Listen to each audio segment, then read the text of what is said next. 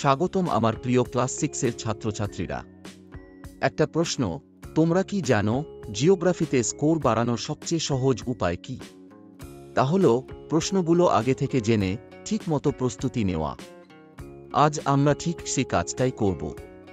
পরীক্ষায় জিওগ্রাফি থেকে খুবই কমন এবং ইম্পর্ট্যান্ট প্রশ্ন আসে, আর সেই প্রশ্নগুলোর সম্পূর্ণ সাজেশন তোমাদের জন্য নিয়ে এসেছি, যা তোমাদের পরীক্ষায় 90% নম্বর তুলতে সাহায্য করবে। চলো তাহলে আজকের ভিডিওটি শুরু করি সবচেয়ে জরুরি অধ্যায় দিয়ে। তুমি কোথায় আছো?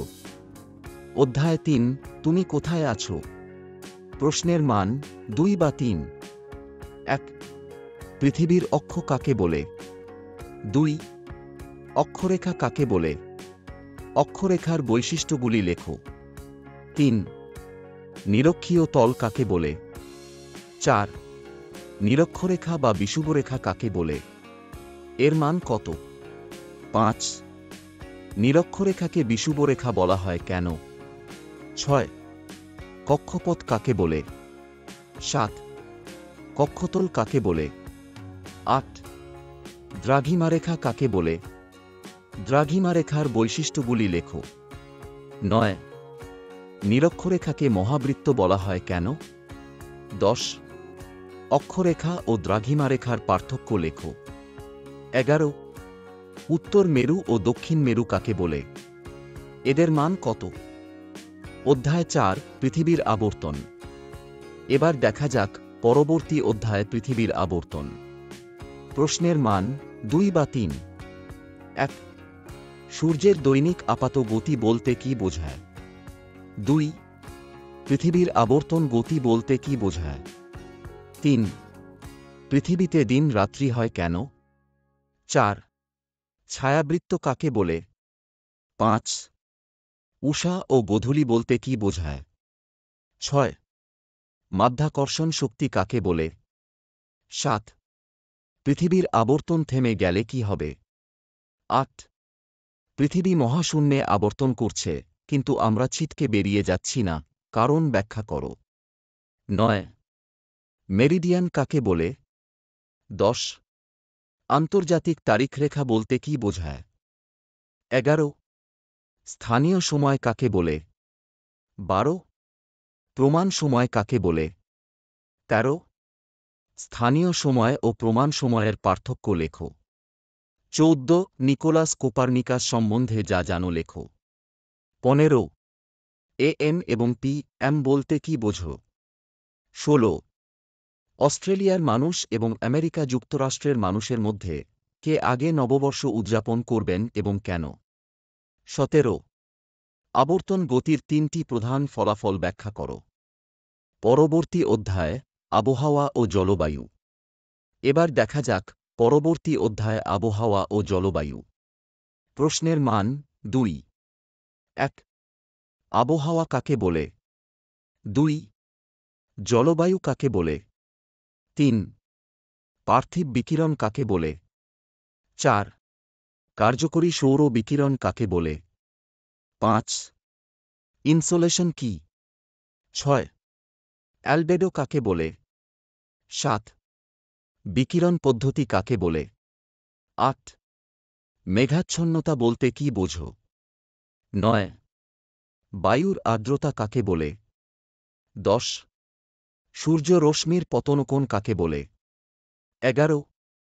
ঘনীভবন কাকে বলে? প্রশ্নের মান 3। 1. আবহাওয়া ও জলবায়ু এর পার্থক্য লেখো। 2.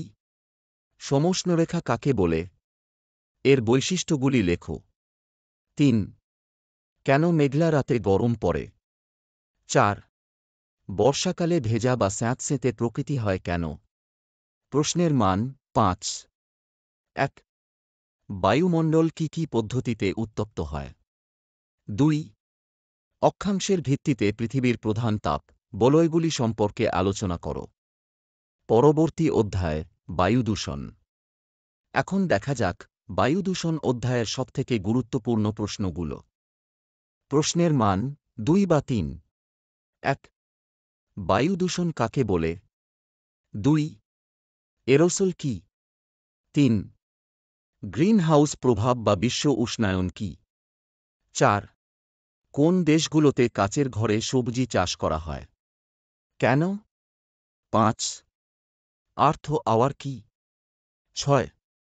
গ্রিনহাউস বলতে কি বোঝো? 7. বায়ু দূষণের ফলে কিভাবে ওজোন স্তর ক্ষতিগ্রস্ত হয়? এর প্রভাব লেখো। প্রশ্নের মান 5. 1.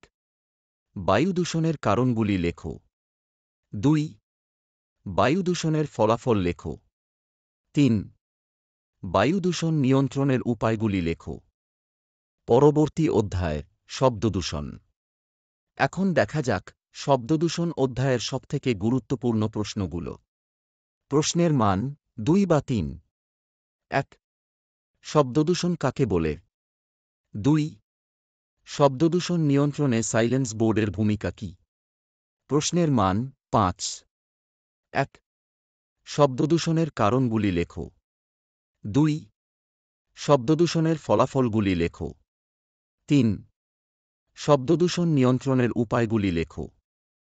পরবর্তী অধ্যায় ভারতের ভৌগোলিক পরিবেশ। এখন দেখা যাক ভারতের ভৌগোলিক পরিবেশ অধ্যায়ের সবথেকে গুরুত্বপূর্ণ প্রশ্নগুলো।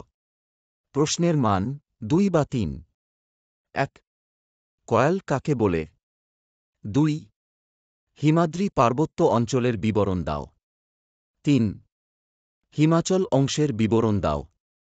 4. শিবালিক অংশের বিবরণ দাও। 5. ভারতকে নদীমাতৃক দেশ বলা হয় কেন? প্রশ্নের মান 5. 1. পার্বত্য অঞ্চলে মানুষের বসবাস খুব কম কেন? 2.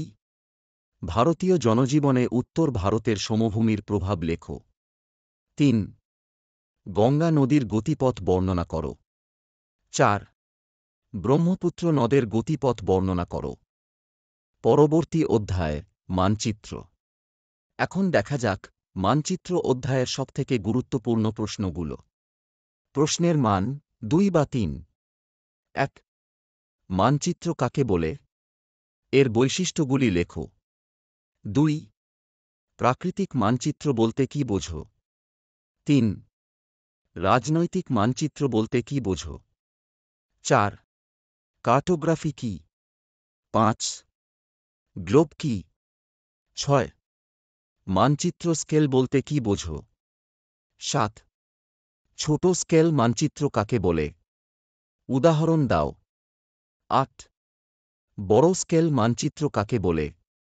উদাহরণ দাও। 9. ছোট স্কেল ও বড় স্কেল মানচিত্রের পার্থক্য লেখো। তো বন্ধুরা, ক্লাস 6 জিওগ্রাফি এর সব গুরুত্বপূর্ণ প্রশ্নের সাজেশন আজ একবারে দেখে নিলাম। যদি মন দিয়ে এগুলো প্র্যাকটিস করো তাহলে পরীক্ষায় তোমার নম্বর কমার কোনো সুযোগই নেই। মনে রাখবে, প্রশ্ন আগে জানো, উত্তর বুঝে লিখো আর নিয়মিত পড়ো। তাহলেই জিওগ্রাফি তোমার প্রিয় সাবজেক্ট হয়ে যাবে। ভিডিওটি ভালো লাগলে লাইক করো, বন্ধুদের সাথে শেয়ার করো, আর নতুন সাজেশন পেতে সাবস্ক্রাইব করে রেখো। পরের ভিডিওতে আবার দেখা হবে। মনোযোগী থেকো, ভালো থেকো।